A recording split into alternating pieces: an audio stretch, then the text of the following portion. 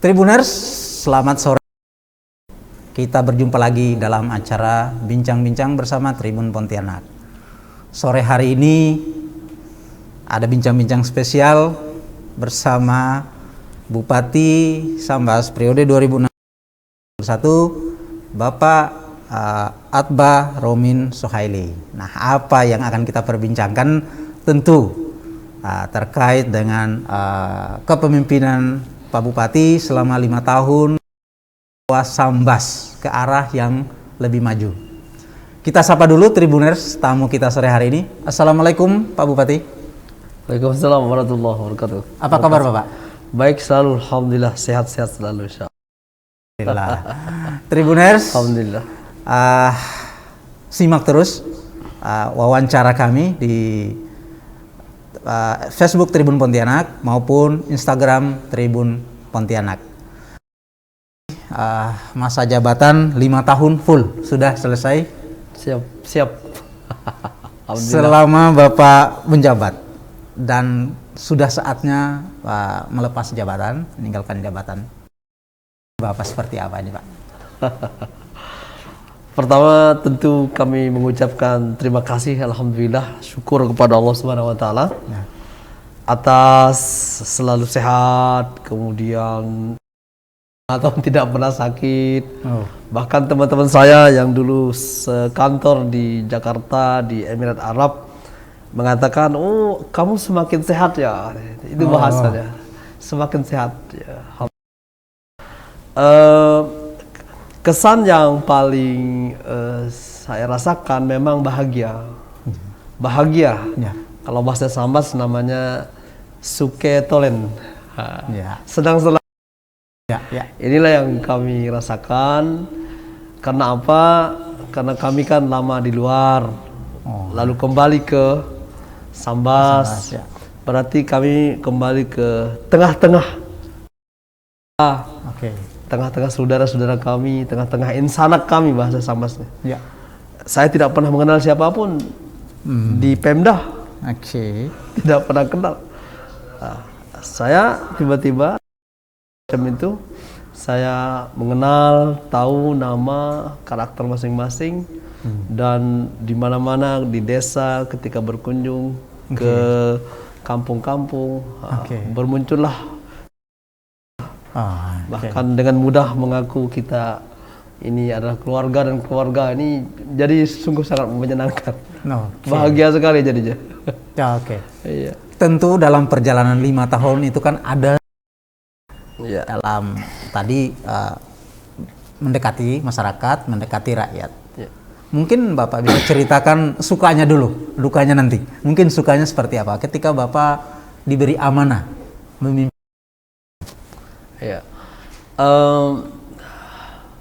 Karena saya memang senang berkenalan sama orang, mengenal orang itu senang, kemudian sahabat, berteman, membangun pertemanan ukhuwah dengan sesama itu memang menjadi hobi saya sejak lama. Sehingga suasana baru, pertemuan, lingkungan baru, komunitas baru, itu sungguh-sungguh sangat menyenangkan dan mengasihkan. Dengan demikian saya bisa banyak mengenal orang. Suasana yang saya bangun sejak awal memang adalah suasana batin yang biasa-biasa saja. Artinya menjabat bupati atau sebagai apapun, situasi batinnya adalah sama, biasa-biasa saja.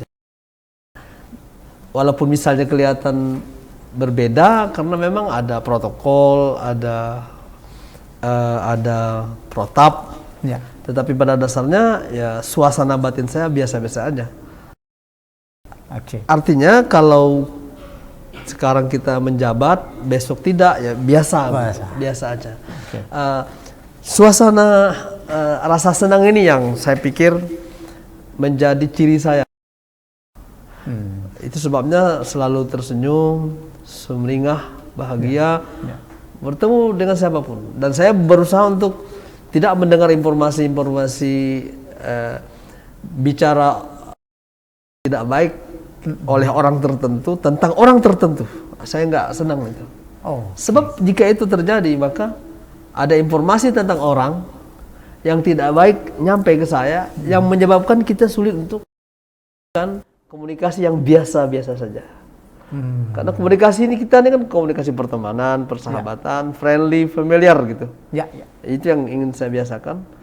Dan saya tidak ingin terganggu oleh informasi-informasi buruk oleh siapapun tentang orang. Apalagi buruk itu tentang saya misalnya kan. Ya. Dia bicarakan, oh si Anu membicarakan Anda begini. Saya nggak terpengaruh itu, nggak senang. Sebab saya ingin tetap berkomunikasi, berjumpa saat bertemu biasa-biasa saja dengan orang itu. Bagaimana akhlak kita untuk menghormati, bagaimana etika kita untuk selalu menghargai orang. Jadi nggak mau terpengaruh oleh informasi tidak baik tentang orang itu.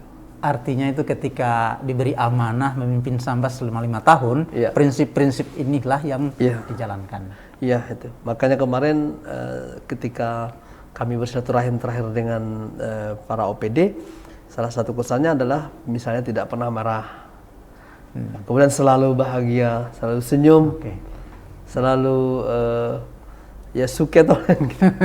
Itu suketolen. Selalu senang gitu. Itulah kesan mereka terhadap saya. Artinya Bapak juga enjoy lah ketika saya enjoy. Menjabat dengan sokongan OPD juga tadi Pak ya. Iya. Itu kalau kita bicara suka. Kalau duka Pak, ada nggak pengalaman-pengalaman yang mungkin mengena di hati Bapak ketika keliling daerah atau seperti apa? Sebenarnya skala dan skapnya lebih kecil sebenarnya. Saya dulu kan nasional, internasional dulu saya. Kerja saya. Ya. Dari pesawat ke pesawat.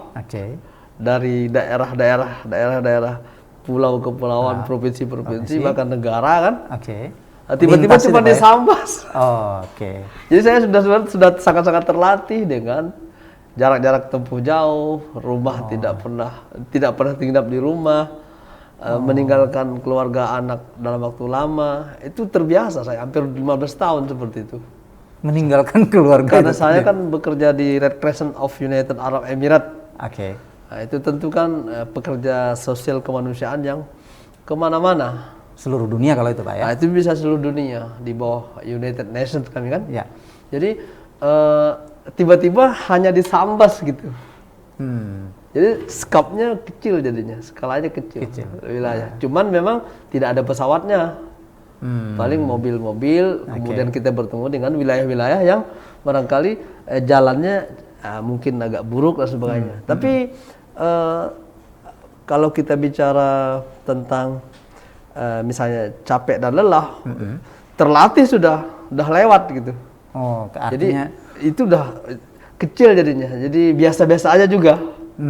Yang kita hadapi hari ini itu tidak seperti yang kami hadapi 15 tahun yang lalu. Yang skalanya dan lintasnya itu luar biasa gitu.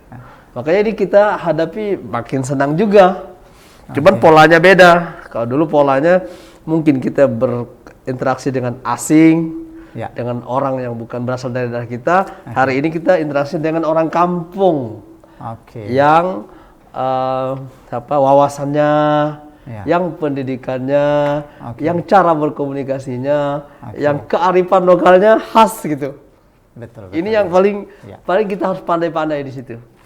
Tapi secara umum saya nyaman. Kita bisa bayangkan, saya tidak pernah kenal, lalu tampil, dan saya tahu waktu itu saya 52%, artinya luar biasa. 52%. Kemenangan waktu itu Pak ya? Iya, luar biasa. Artinya apa? Keluar saya dari mobil, semuanya tuh. Semuanya mengenal, semuanya menegur, semuanya mendekati, semuanya ingin berfoto, semuanya itulah. Jadi sangat-sangat menyenangkan. Apalagi saya dalam program saya kan misalnya yang dalam rangka mendekatkan saya dengan mereka adalah program menginap di kampung-kampung. Dan saya menginap di kampung-kampung, hampir 77 desa saya menginap. Dan itu saya menginap selama menjabat tuh Pak? Selama menjabat. di 77 desa. Kalau kita ukur dengan kalau 1 bulan itu 1 kali, udah lebih sebenarnya. Udah lebih. Udah lebih. Ya. Jadi selama 5 tahun itu 77 desa yang saya nginap di sana. Dan itu tentu sangat membuat kita akrab dengan mereka. Karena saya tidur sama-sama mereka. Ini tidur di rumah warga atau? Ada yang di rumah warga, ada yang juga di masjid biasanya. Oh, di masjid. Dan itu suasana itu sangat membuat kita akrab. Dan itu jarang terekspos itu. Karena saya pikir ini luar biasa. Buat saya pun luar biasa. Seorang bupati tidur di rumah warga, lalu tidur juga di masjid-masjid warga bersama warga. Biasanya saya ditemani oleh ada camat yang menemani saya, atau kepala desa yang menemani saya.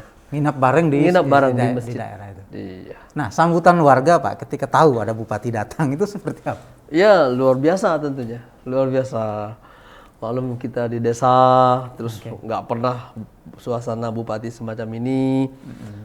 Bahkan memegang memegang tangan bupati Salaman pun 70 tahun pun nggak pernah. Itu ada biasa nenek seperti itu.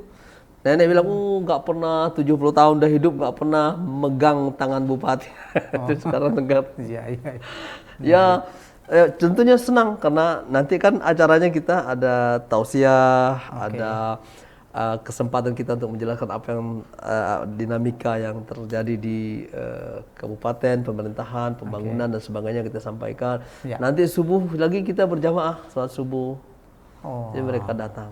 Itu saya pikir asik dan itu dalam konteks kita bisa akrab dengan mereka. Kalau melihat dari perjalanan Bapak selama menjabat, tentu mungkin di situ kita tahu daerah Sambas ini kan luas, Pak. Ya. Luas. Bapak meninggalkan Sambas sekarang misalnya periode sudah selesai,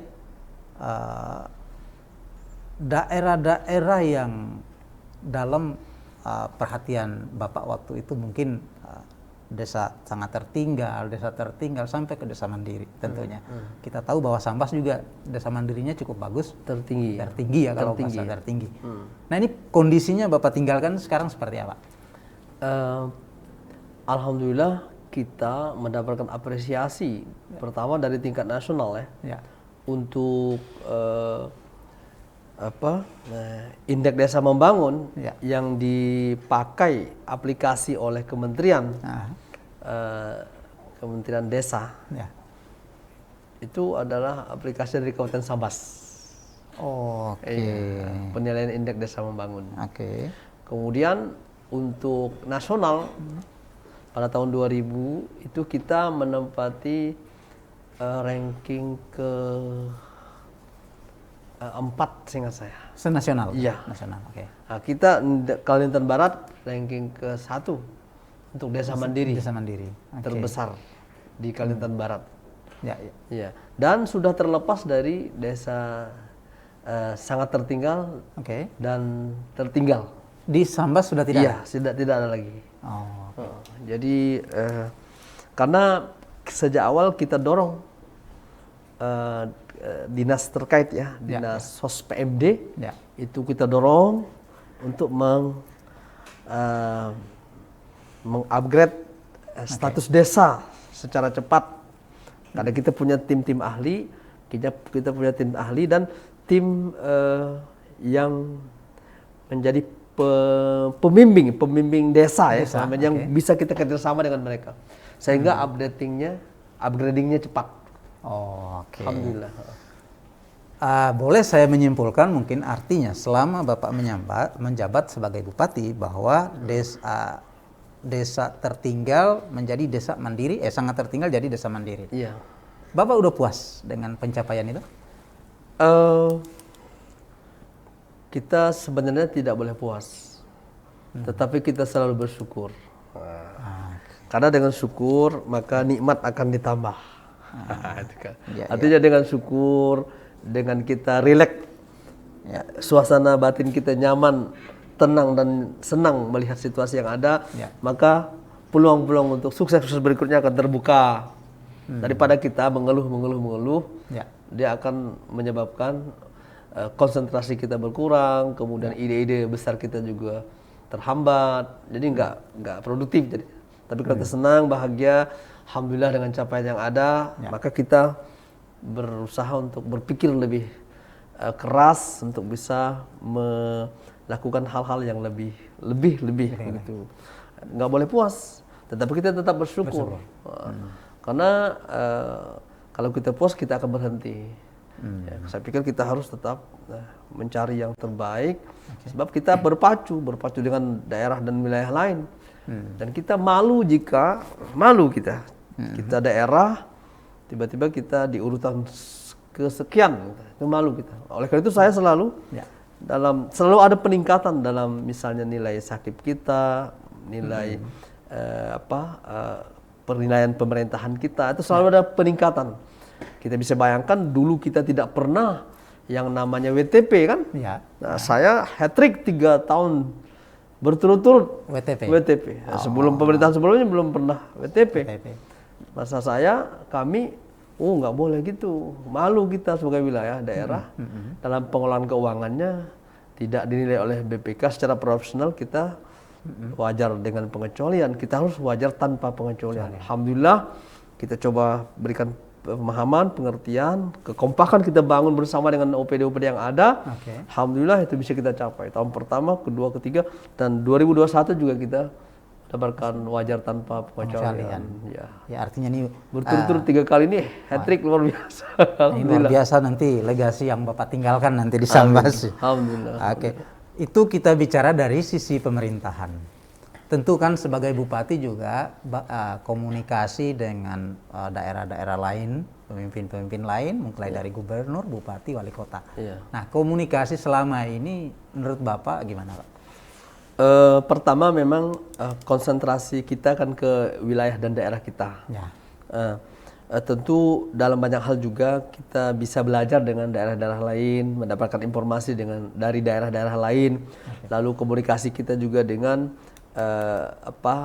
kawan-kawan bupati daerah yang ada di Kalimantan Barat. Termasuk juga sesungguhnya dengan Bapak Gubernur sebagai orang yang memang memberikan arahan dan bimbingan kepada kita. Cuman memang namanya kita di daerah, karena kita tidak berada selalu di kantor. Saya maksimal itu berada di tengah-tengah masyarakat. Sementara wilayah Sambas ini kan kalau kita sudah ke Subah misalnya, Kecamatan Subah, sinyal sudah nggak ada itu. Subah itu daerah. Subah. Nanti saya ke Sajingan Besar, sinyal juga udah nggak ada. Nanti ke wilayah Paluh sana paling ujung juga sudah tidak ada. Nanti ke Sejangkung paling ujung juga nggak ada. Sudah nggak ada sinyal. Nah, sementara saya betul-betul perhatian dengan undangan masyarakat. Setiap undangan itu saya hadiri. Makanya tidak heran satu hari itu 10-12 pertemuan saya hadiri dengan masyarakat. Dengan masyarakat. Bisa kita bayangkan hari Minggu itu kan undangan perkawinan. Jam yang sama tapi 10 tempat perkawinan. Saya berupaya untuk datang semuanya. Pernah saya satu kali saya paksakan untuk datang, cuman hanya mampu 5 tempat perkawinan yang bisa datang. Itu pun sampai malam. Itu karena jaraknya mungkin. Karena jarak. Iya. Jadi artinya kita berfokus ke tengah-tengah masyarakat. Jadi masyarakat kadang-kadang mereka dalam bahasa sana tepung tawar misalnya, atau mungkin selamatan anak, atau hataman Quran, atau perkawinan atau acara-acara itu ngundang kita. Dan saya tetap ingin hadir gitu, walaupun terlambat. Nah, sehingga kita waktunya banyak di tengah-tengah masyarakat. Di kantor itu ya paling tanda tangan saja. Setelah itu jalan lagi. Jalan lagi. Dari acara ke acara. Tribuners, ini bincang-bincang eksklusif ini cukup menarik. Kalau dari cerita Pak Bupati tadi soal padatnya aktivitas di tengah masyarakat, bertemu masyarakat, belum lagi menjalankan pemerintahan. Bagaimana komunikasi dengan keluarga akhirnya, Pak? Anak, istri, seperti apa itu mengatur? Kami terus terang memang sudah terbiasa pola itu ya. Pola pola jarang bertemu. Oh, oke. Iya, iya. Jarang bertemu, tapi konsep dasar kita mendidik, mengarahkan dan membimbing anak itu sudah terpahami oleh kita sebagai orang tua dan oleh anak sebagai anak. Nah, sudah terpola. Sejak awal memang sudah kita bangun. Karena pertama adalah menanamkan basic yang sangat penting buat kami, sepakat dengan istri, anak harus menjadi orang yang hafal Quran. Itu basic yang ingin kita tanamkan. Oke. Kemudian kita selalu menitipkan mereka kepada orang-orang atau sekolah-sekolah yang memang menjadi pilihan kita bersama. Makanya semua sekolahnya sama itu. Dari anak pertama, kedua, ketiga, terakhir itu sama. Oke. Di SD-nya, Itu TK-nya. kesepakatan dengan istri. Kesepakatan, karena kita memilih. SD-nya, TK-nya, SD-nya, SMP-nya, sampai SMU-nya itu sama. Semuanya sama. Oke, oke. Dan anak-anak, tentu anak-anak ini kan alhamdulillah juga karena doa kita terus ya. Memang penurut ya. Penurut. Mau menurut kita, mendengarkan kita. Kalau ada apa-apa juga nanya kita. Jadi memang bagus. Jadi dia tidak dicetak oleh lingkungannya, luarnya, tidak dicetak oleh suasana luar, tapi memang dicetak oleh kesepakatan orang tua. Jadi mereka nurut gitu. Sebab hari ini kan orang tua berhadapan dengan tiba-tiba kok anak nggak nurut, tiba-tiba anak nggak patuh, tiba-tiba anak nggak taat, tiba-tiba anak punya dunia lain yang tiba-tiba nggak berseberangan dengan orang tua. Itu bahaya. Nah, kami alhamdulillah mudah, artinya bisa lewat telepon, bisa lewat apalagi sekarang video call ya. Jadi semua ada. Walaupun memang bertemu secara resmi jarang. Bertemu muka langsung, ngumpul di meja makan tuh sangat jarang. Karena yang pertama di luar negeri, di Saudi Arabia, Madinah Munawwarah, semester 6 di Fakultas Usuluddin dan Dakwah. Di sana, kemudian yang kedua berada di negara Turki, di Fakultas Teknik Sipil, semester keempat.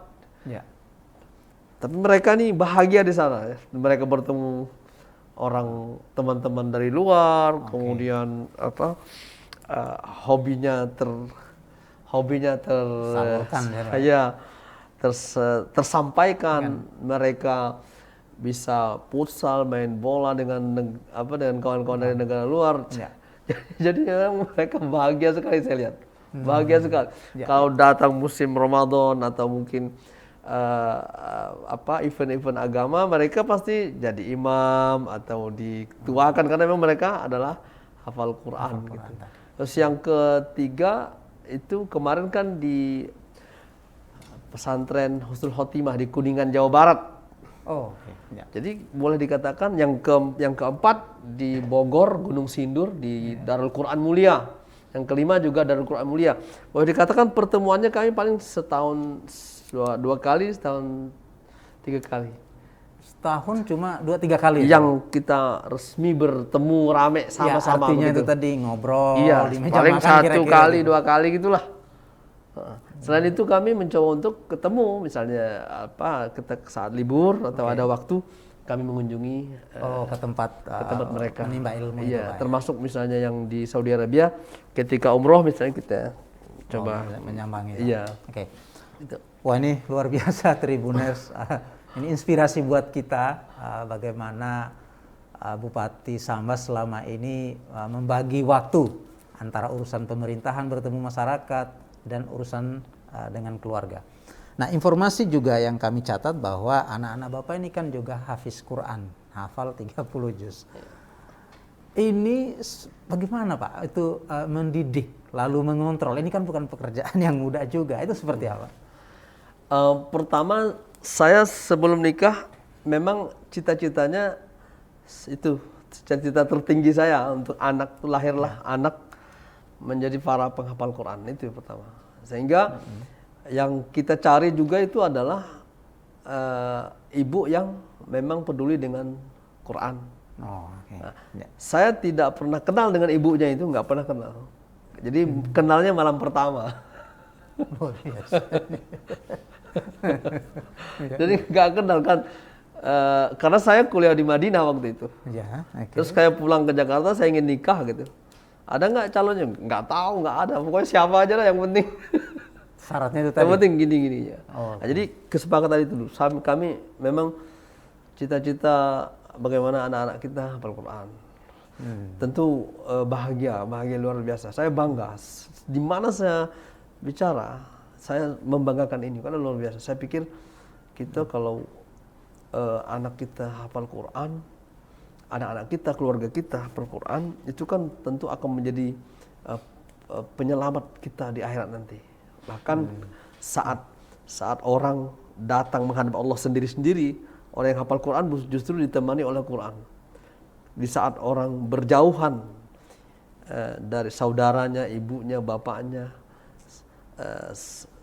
itu berjauhan, bahkan berlarian, bahkan menjauh, maka justru orang-orang yang hafal Quran itu mendekat kepada kedua orang tuanya untuk memberikan apa? Memberikan mahkota dari cahaya, memberikan, itu ada hadisnya, memberikan pakaian kebesaran yang disematkan oleh anaknya kepada orang tuanya di akhirat nanti. Ya, ya. Di saat pada waktu itu seorang ibu menjauhi anaknya, seorang bapak menjauhi istrinya. Saat itu, tapi orang yang hafal Quran justru mendekati dan memberikan itu. Makanya dalam hadisnya, bima kusina, ini apa, pakaian apa nih, kata orang tuanya. Kok luar biasa nih pakaian diberikan kepada kami. Maka Allah mengatakan, bi akhdhi walidikumul Quran. Ini karena disebabkan oleh anakmu yang hafal Quran. Sehingga dia memberikan mahkota dari cahaya dan pakaian yang kebesaran di akhirat nanti. Allahu Akbar. Jadi itu menjadi kebanggaan betul buat kita. Sejak awal itu, sehingga kita sejak awal ibunya lah, Ya. khususnya ibunya. Artinya peran ibunya sangat luar besar, biasa. ya. Ya. Dia tidak lepas sejak kecil ya. Sejak kecil sudah, sebelum bisa membaca Quran itu sudah membiasakan menghafal. Sejak kecil dia. Itu ibunya langsung yang membimbing. Ibunya dia sebelum tidur harus menghafal. Nanti sesudah tidur menghafal. Ketika tidur jangan menghafal kalau ketika tidur. Kalau ketika tidur pejam. Ya. Luar Jadi, biasa. Tapi ada waktu kosong dia mengulang, menghafal, mengulang, menghafal. Itu saja. Sejak kecil. Makanya di TK, misal di TK ya, itu dia sudah bisa 3 juz. Itu baru masuk TK, Pak. Ya? Udah bisa 3 juz. Ke SD dia bisa 7 juz. Kalau di SMP, tahasus dia SMP. Program khusus SMP. Program khusus SMP ini udah hafal, tinggal melancarkan. Jadi karena memang secara kita didik dengan program khusus untuk menghafal Quran. Nah, tentu kita titipkan mereka kepada guru-guru yang memang kita percayai, lingkungan yang nyaman untuk menghafal, kondusif. Jadi komunikasi kita dengan pembimbingnya, gurunya, terus kita lakukan. Seperti apa kita pantau terus. Ya. Tapi anak-anak dengan kondisi berjauhan, Pak. Kan ini ada di Sambas, tapi ada di Jakarta, ada di Arab Saudi sana. Mereka juga ada protes, Pak. Protes kepada orang tua. Tidak. Saya pikir ini mereka juga terinspirasi dengan saya kan. Kalau saya ini kan sejak kecil juga kan, pertama saya ini sejak kecil udah nggak ada orang tua, udah nggak ada yang membiayai. Saya anak yatim piatu kan, sejak kecil udah ditinggalkan orang tua. Itu lebih, sejak kecil saya pikir mereka terinspirasi juga dengan saya. Dan sejak kecil saya juga ajari kepada mereka tentang inspirasi agar mereka bisa ke luar negeri. Karena saya, bapakmu ke luar negeri tanpa uang. Dan nggak perlu harus pakai uang, kita pakai otak, bahasa saya pakai otak. Udah sejak awal kita udah tanamkan untuk mereka bisa sekolah di luar negeri. Sehingga mereka kan mendengar cerita kita kepada mereka kan, ya udah berjalan, mungkin terinspirasi, kemudian ada yang direkam di alam bawah sadar anak-anak, karena tiap hari kita ngomong, kadang-kadang saya lagi ngantar mereka ke sekolah SD itu bicara, ngobrol begitu udah. Nah, mungkin pertanyaannya begini Pak Bupati, mereka kan lahir mungkin ya setelah oh ini anak bupati kan gitu Pak. Iya, iya. Apakah mereka misalnya wah ini kan saya sebagai anak bupati harus fasilitas atau seperti apa? Mereka enggak Yang paling saya salut dengan anak saya itu tidak pernah memikirkan itu. Dan paling salut saya nggak pernah butuh duit lagi kan, luar biasa. Apalagi yang luar negeri nggak pernah dia, karena dia ada beasiswa sendiri, beasiswa dari kerajaan Saudi. Begitu juga di Turki ada beasiswanya, dan di Turki ini dia punya skill memotong rambut bahkan. Orang nggak tahu dia ada anak bupati dan dia skillnya motong rambut. Yang di Turki ini, yang di teknik sipil tadi. Iya, jadi dia ceritanya ketika pulang ke Indonesia rambutnya panjang. Ditanya oleh ibunya, kok rambutmu panjang? Kok nggak potong rambut? Potong rambut di Turki mahal. Kalau gitu kamu kursus potong rambut di sini. Akhirnya pulang ke Turki jadi tukang potong rambut, diumumkan ke mahasiswa yang ada di Turki, sehingga jadi tukang potong rambut di sana deh kan? Untuk mahasiswa. Padahal anak bupati nih Pak. Anak bupati. Tapi dengan itu duitnya banyak. Luar biasa. Duitnya banyak.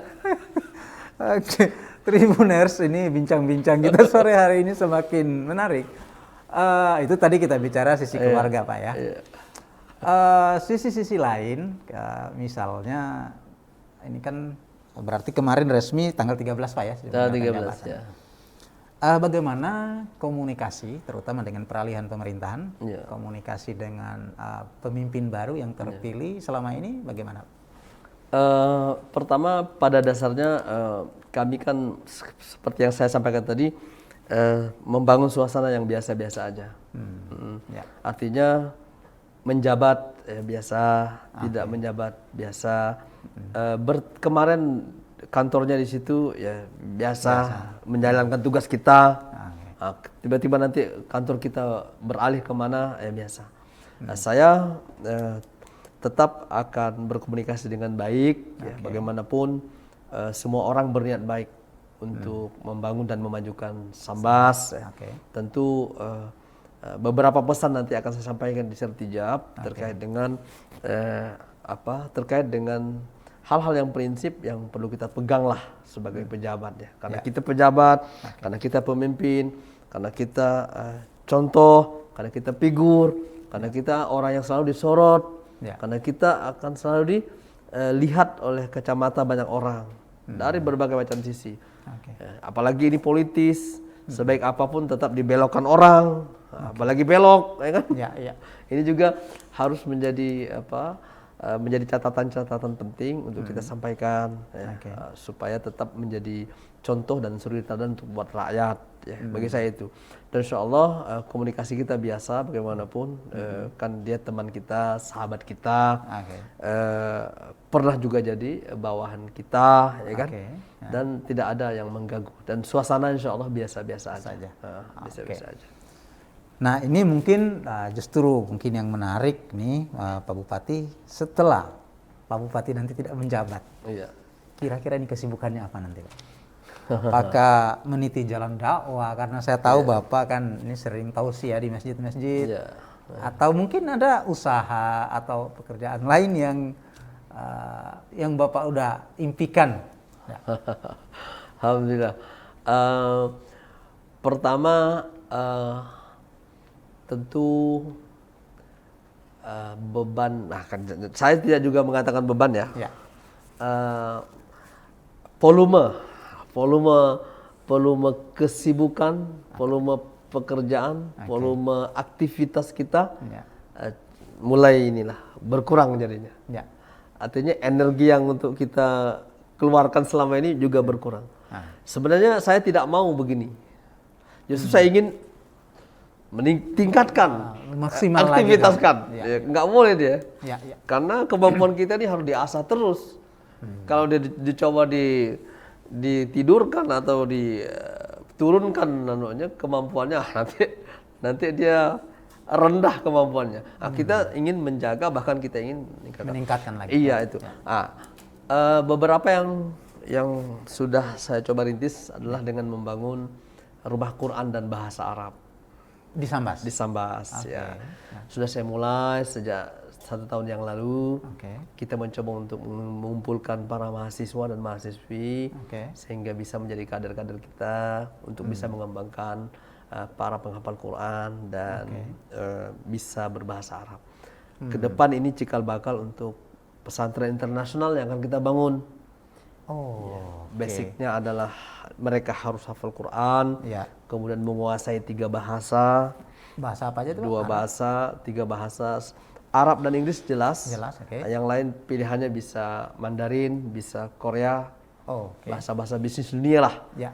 Kemudian yang ketiga penguasaan IT, dan yang keempat jangan lupa membekali mereka dengan akhlak yang mulia.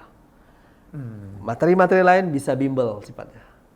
Tapi ini 4 hal ini menjadi penting. Ini pondasinya udah disiapkan di Sambas ini Pak. Ya, kita mencoba merintis, ya, kita lagi pelan-pelan mencari wilayah yang cukup luas, tapi wilayah-wilayah yang sekarang sudah kita lokasi dan area yang sudah ada untuk coba kita manfaatkan, kita siapkan untuk itu. Dan sudah kita mulai. Sudah mulai 1 tahun terakhir. Iya, sudah mulai. Ya. Itu yang bergabung jumlahnya udah. Baru beberapa mahasiswa ya. Oh, ini kita fokusnya ke mahasiswa Saya kelihatannya ke mahasiswa, karena mahasiswa mereka nanti yang akan mengajarkan juga kepada kawan-kawan berikutnya, bisa kepada anak-anak, kepada bapak-bapak, kepada ibu-ibu. Saya pikir ini pertama yang akan kita yang akan menjadi pekerjaan besar kita ke depan. Ya.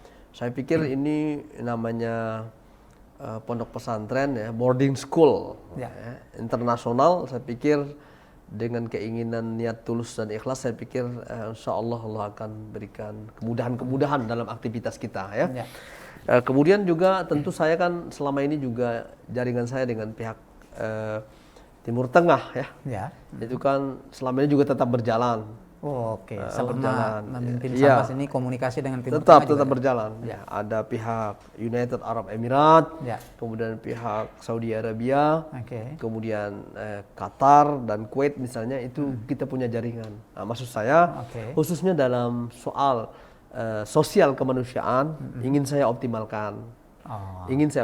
Sehingga kita bisa bukan hanya nanti menyentuh Sambas, Kabupaten Sambas, tapi kita lebih perluas dan perlebar cakupannya, mudah-mudahan Kalimantan Barat begitu. Karena selama ini kan saya konsen di Sambas. Nanti ke depan kita akan perluas lagi cakupannya sehingga mungkin menyentuh kabupaten lain yang bisa menikmati bantuan-bantuan sosial kemanusiaan dari Timur Tengah yang selama ini memang menjadi jalur dan jaringan saya yang saya manfaatkan sebelum jadi bupati juga bersama mereka. Ya, dan ketika juga jadi bupati juga tetap berkomunikasi dengan pihak mereka, dan banyak proyek-proyek sosial yang hadir di Kabupaten Sambas. Akan saya lanjutkan. Kita tahu kan Pak Bupati ini kan partainya adalah PKS. Ya, mari. Apakah nanti setelah ini akan fokus pula di jalur politik ini tadi melalui partai, mungkin dengan di jalur DPD, DPR RI, nanti ke depan seperti apa? Saya dengan kesepakatan DPP barangkali ya, DPP itu tiba-tiba mengangkat saya sebagai ketua DPD PKS di Kabupaten Sambas. Jadi saya ketua partai. Jadi saya ketua partai. Iya. Karena ini amanah, tentu saya harus jalankan dengan sebaik-baiknya. Makanya komunikasi politik, kemudian bergabung dengan kawan-kawan yang concern dengan politik, kemudian interaksi dengan kawan-kawan siapapun yang concern dengan politik pun juga akan saya lakukan. Bagaimanapun amanahnya adalah memperbesar, memperbanyak jumlah kursi Partai Keadilan Sejahtera di Kabupaten Sambas. Itu amanah yang diberikan kepada saya. Tentu saya juga akan konsentrasi di sini. Di wilayah politik tadi Pak ya. Soal apa, mengapa dan sebagainya, saya tidak terbiasa begitu. Jalani saja dulu Pak. Tidak biasa. Dari dulu, sejak kecil, kemudian mau menjadi apa, ngapa, bagaimana, itu dia tidak pernah terpikir. Tapi jadi begitu. Saya pikir lebih baik begitu daripada bercita-cita tapi nggak jadi-jadi. Oke. Lebih baik dia. Ini luar biasa. Kan kita nggak pernah bercita-cita jadi bupati, Oke. tapi tiba-tiba jadi bupati. itu lebih Lebih bagus, nikmat. lebih nikmat Pak Lebih ya. nikmat, lebih nikmat. Karena itu tidak ada dalam beban pikiran kita. Iya betul. Itu kalau dalam bahasa ini kan min haitsu la yahtasib. Wa may yattaqillah yarzuqhu min haitsu la yahtasib. Barang siapa yang bertakwa kepada Allah, maka Allah berikan kepadanya rezeki yang dari arah yang enggak dia duga-duga. Nah, tiba-tiba jadi bupati kan. Dasar itu. Luar biasa Tribuners. Akhirnya kita tiba juga di penghujung bincang-bincang sore hari ini. Tetapi sebelum kami tutup, mungkin kami ingin meminta kalimat penutup dari Bapak Bupati, Pak Bupati Atbah, pesan Bapak untuk masyarakat Sambas. Silakan Bapak. Iya. Pertama kami mengucapkan terima kasih kepada seluruh masyarakat Kabupaten Sambas yang telah mendukung, yang telah membantu, yang telah bekerja sama dengan kami, pemimpin Kabupaten Sambas, Bupati dan Wakil Bupati Kabupaten Sambas, lalu dengan pemerintah Kabupaten Sambas. Alhamdulillah kita menoreh prestasi yang luar biasa, luar biasa. Mudah-mudahan kultur ini kita teruskan untuk terus berprestasi. Kedua, kepada para ASN yang ada di Kabupaten Sambas, saya juga mengucapkan terima kasih atas kerjasamanya, luar biasa. Anda orang-orang hebat, orang-orang pintar, orang-orang cerdas yang diarahkan untuk berprestasi dan berprestasi. Ya. Mereka berprestasi. Oke. Dan terakhir tentu kita jaga daerah kita perjuangkan daerah kita untuk lebih maju ke depan. Jangan permalukan daerah kita dengan perilaku-perilaku yang tidak baik. Apakah itu korupsi, apakah itu penyelewengan uang negara, atau hal-hal yang memang dilarang secara aturan dan perundangan. Terima kasih semuanya, mohon maaf. Semoga Allah Subhanahu wa taala tetap mempersaudarakan kita. Biar kita mungkin tidak di kantor lagi atau tidak punya jabatan lagi, tetapi hubungan silaturahim, persaudaraan kita tetap terjaga.